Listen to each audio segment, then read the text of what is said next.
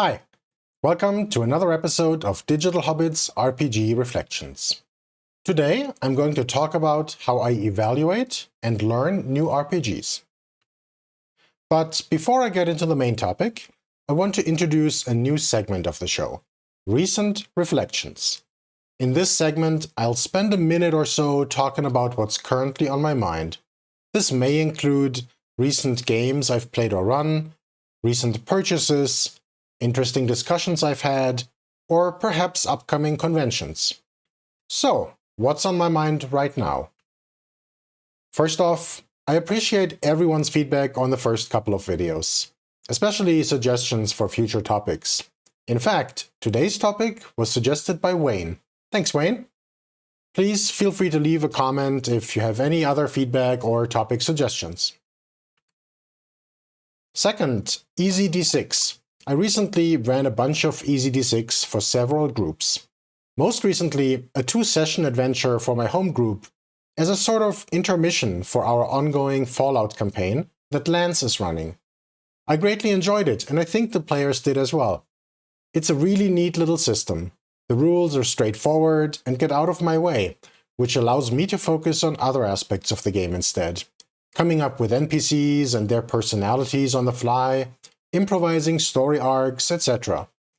I really enjoyed the group of extremely profane bugbear villains I played last time, for example. It's quickly becoming my go-to system for heroic fantasy. I use it to run OSR adventures, as well as homebrew. I will likely record a dedicated video in the future that goes into more detail. In the meantime, go take a look if you're interested. It's on DriveThruRPG in PDF and print on demand, and I'm going to leave a link in the description. In fact, just today I found out that apparently it was the #4 bestseller on DriveThruRPG, so that's a strong endorsement, I think. Third, BSer Con 2. This is an online convention organized by Sean from the Gaming and BS podcast. The podcast itself sadly ended earlier this year, but the community continues to thrive and is one of my favorite places to hang out. We had the first BSer Con last January. This was a resounding success, so we decided to have it again the next year, even though the podcast has ended. There are lots of games scheduled spanning many different systems and genres. Myself, I'm running Warpstar and Cortex Prime. Badges cost $10, with half of the proceeds going to the Leukemia Lymphoma Society, so there's a good cause. There's no cost for individual events. Alright, now I need to finish recording this video so I can get back to prepping for my 2 convention games. So on to the main topic. Wayne suggested that I talk about how I evaluate and learn a new RPG. At first I wasn't sure whether I even had a consistent approach to this. But as I was mulling it over, I realized that while I might not have an entirely systematic approach to this, there are definitely some things I tend to do each time I deal with a new RPG. So I'll take a stab at covering that here. I decided to start a little bit earlier in the life cycle of an RPG, in the discovery phase. So I will first talk about how I discover new games, then how I evaluate whether to dive into a game, and finally, how I actually go about learning the game. As I mentioned in my last video, we're living in the golden age of tabletop RPGs. There are tons of games being released, spanning both major and indie publishers. The flip side of that is that it can be difficult to actually stay abreast of what's coming out. I rely on a mix of sources. Friends and communities. For example, I'm in a pretty active Discord community, and people frequently share interesting new Kickstarters, announcements from publishers about upcoming games they've recently played, etc. This is how I discovered EasyD6, for example. Someone shared it, a friend ended up running it, and shared his positive impressions with me, causing me to pick it up shortly afterwards. Related to that, podcasts. I listen to a bunch of RPG podcasts, and sometimes discover new, or old for that matter, games that way. Kickstarter recommendations. Each time you back an RPG, The update emails have a section at the bottom that recommends a bunch of other Kickstarters I might be interested in. This seems to be working, as I often discover new products that way. Bundles, for example, the Bundle of Holding or Humble Bundle. Those usually provide a tremendous value, lots of PDFs for a great price. In fact, Warlock had a Bundle of Holding in 2021. I flipped through the PDF, it really resonated with me, and I ended up ordering the print books shortly afterwards. I got a couple friends into Warlock as well, see my earlier point about friends. And last not least, blogs. I'm a bit old school and still subscribe to a bunch of blogs with a feed reader. But for starters, rpgnews.com is a pretty good aggregator. So, once I discover a game, I need to evaluate whether I'm actually interested in it. This phase is a lot more subjective, and I can't quite pin it down to a neat set of rules. My sense is that before you can evaluate a game to decide whether you want to get it to the table, you first need to figure out why you're even considering the game, and what it is that you're looking for in a new game. Perhaps you are on the hunt for the perfect system to replace all other systems. Well, let me give you a hint. It probably doesn't exist. But there might be a system that comes close for you for at least a while. In this case, you want to assess whether the game improves upon the things you don't like in your current system, while preserving those aspects that it does well. The latter is important. The grass is always greener on the other side, so chances are that you'll be drawn in by the things the new system does well.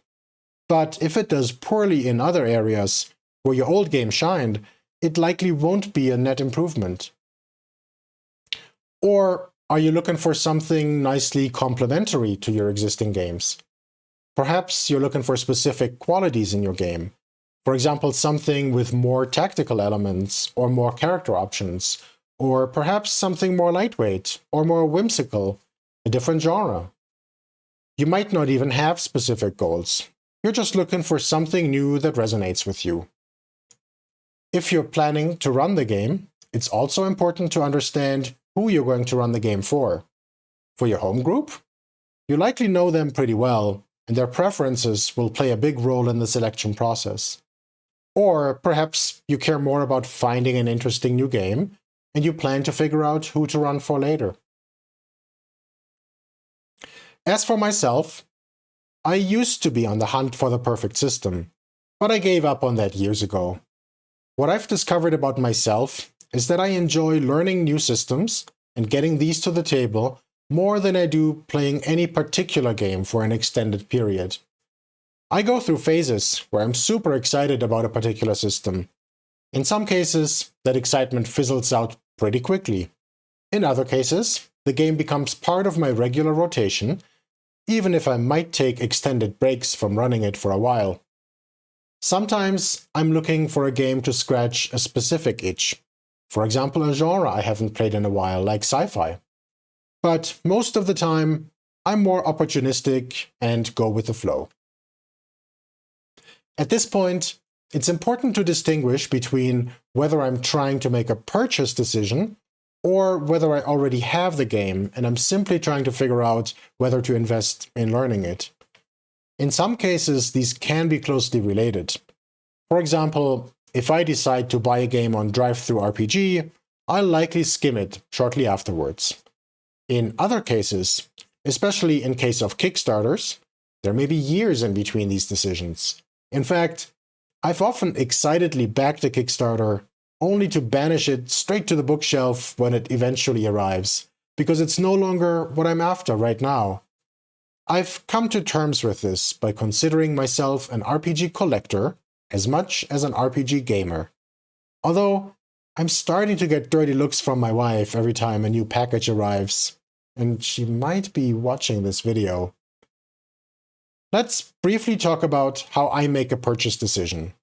If the game is already out, I can ask friends and look for reviews on YouTube or on the web. Otherwise, I might only have limited signal available, for example, a Kickstarter page. I'm generally looking for something that resonates with me. Do I like the vibe of the art? Does it bring something new to the table that isn't already covered by 10 other games in my collection?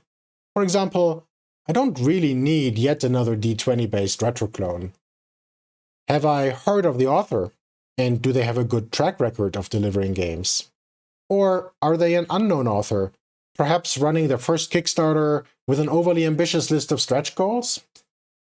In the best case, they provide a preview that gives a good sense of the product. Let's skip ahead a bit and assume that I'm holding a book in my hand or looking at a PDF on the computer. How do I decide whether to actually read and learn the new game? At this point, I need to admit a significant bias. While I love learning new systems and getting these to the table, I don't actually enjoy the act of reading books very much. So, if the book is particularly large, I'm much less likely to actually read it. In case it comes with a strong endorsement from a trusted friend, I'd probably give it the benefit of the doubt. I also fully recognize that this is a pretty superficial judgment. For example, for a long time, I've avoided Dungeon Crawl Classics because of the book's size.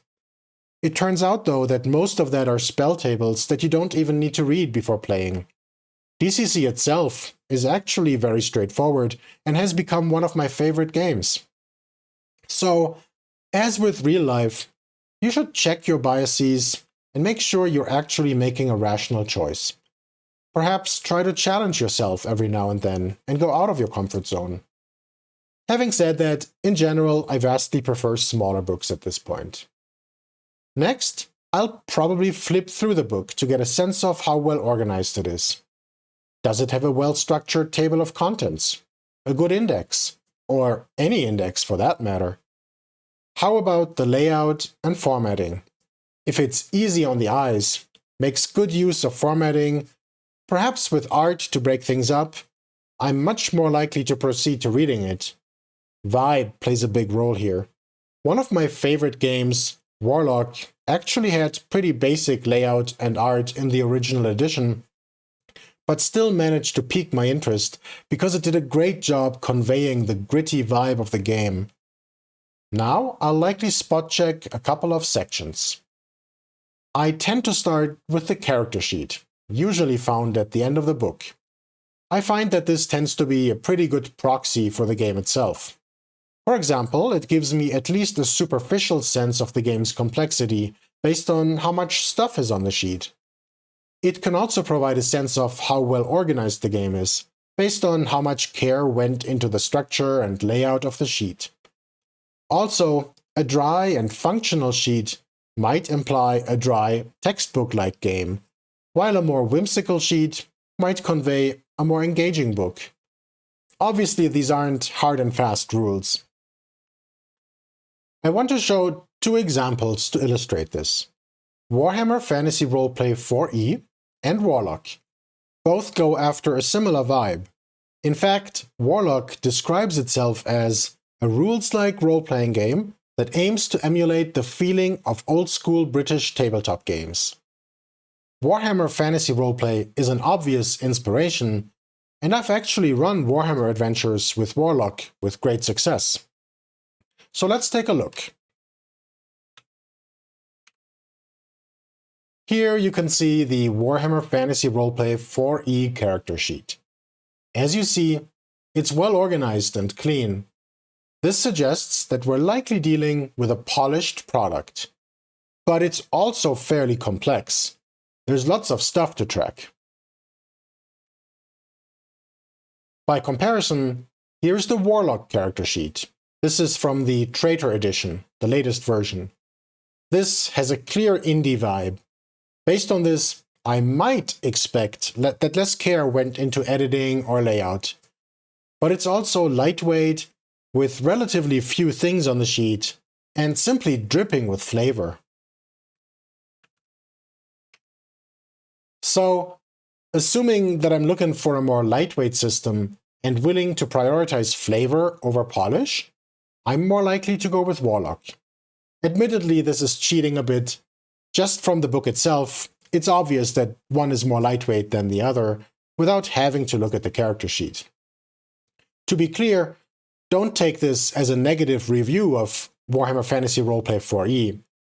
It's not what I'm looking for right now, but Warhammer was actually one of my first RPGs and will always have a special place in my heart. I might even have a chance to try out 4e at some point, when I'm feeling like a bit more crunch. Last not least, on the topic of character sheets, if a book does not include a character sheet at the end, where I can easily find it without having to consult the table of contents, it immediately scores negative points with me. Worse, some books don't include a character sheet at all and expect players to download it from the website. I like to be able to easily reference the sheet while I'm learning the system, so this is an important consideration for me. After the character sheet, I'll likely take a look at the sections describing character creation, as well as the core mechanic. Does either of these bring something new to the table? Are the rules easy to understand? At this point, I should have a decent sense of what this game is going for, so I can decide whether this is in line with what I'm currently looking for. For example, if I'm looking for something lightweight, but the game turns out to be super crunchy, I might put it back on the shelf for now, or vice versa. If the game passes all these checks, I'll proceed and attempt to learn it. That, of course, involves reading it. I tend to take my time here, although some games sufficiently pique my interest that I quickly devour the book. I usually take at least 2 passes. The first pass is relatively quick, and I don't try to internalize everything just yet. If I'm still interested after that pass, I'll take a second pass soon after, and often a third pass before I actually run the game to really cement things in memory. Unfortunately, my memory is like a sieve. While I'm reading the game, I start a new note in my note-taking app, for example OneNote or Notion. As inevitable rules questions come up, I write them down in an open questions section. And as I discover answers to these questions, perhaps by searching online, I jot these down on the note as well.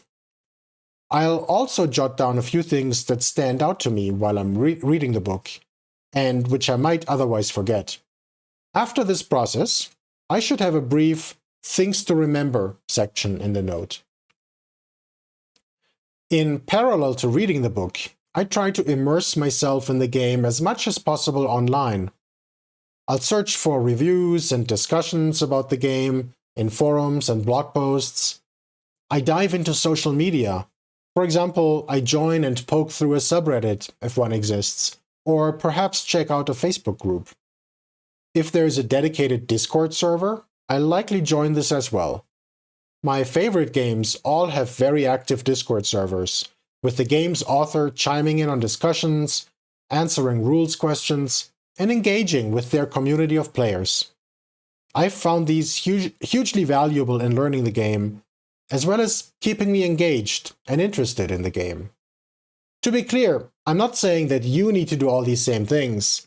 This is very much a personal preference, and I tend to enjoy engaging with most things on a meta level like this, whether it's RPGs, professional stuff, or other hobbies.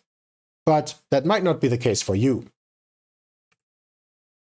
At some point early on, I'll likely make a character or two to get a sense of that process. I'll also play around with the mechanics, perhaps by getting out the dice, some scrap paper, and running a test combat. I find that this helps me internalize the mechanics, which I'm otherwise likely to forget until I've played the game a couple times, but also points out gaps in my understanding of the rules. Things often seem to make sense when I read them, but once I actually try to put them in action, I realize that I missed something. That's when I go back to rereading the appropriate section, or turning to the web or social media to try to find an answer. So that's an important feedback loop. Eventually, the time comes to get the game to the table, real or virtual. Details of how to make that happen are beyond the scope of this video.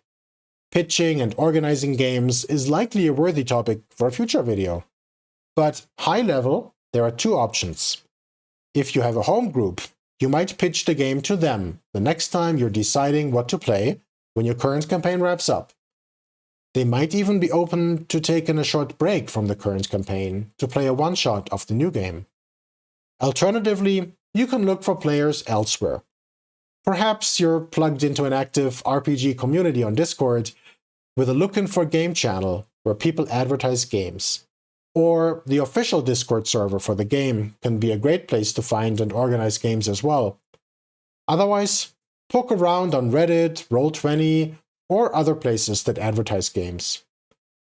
For the first game, I strongly recommend a simple one-shot, anywhere from a single session to perhaps 3 sessions. You probably don't want to immediately pitch a major campaign. Not only is it much easier for players to commit to a one-shot, but it also provides you with a graceful way out in case you or your players don't end up enjoying the experience. In the past, I've occasionally wasted a lot of effort building sophisticated homebrew settings and complex campaign arcs, only to have things fizzle out after a few sessions when the game didn't get traction with the group. Best to defer that effort to later, when you've determined the game is actually fun for you and/or your group. After the game, make sure you reflect on the game yourself, as well as asking for direct feedback from your players. Chances are that this step will either confirm your excitement about the game or point out some issues that put a damper on the experience. Now, it's up to you whether you stick with it or put it back on the shelf and look for the next game to sink your teeth into. Well, that's it for now. Wayne, thanks again for suggesting the topic, and let me know if I've covered it sufficiently. And everyone, why don't you leave a comment to let me know how you go about evaluating and learning new games. As always, likes and subscribes are appreciated as well. Thank you.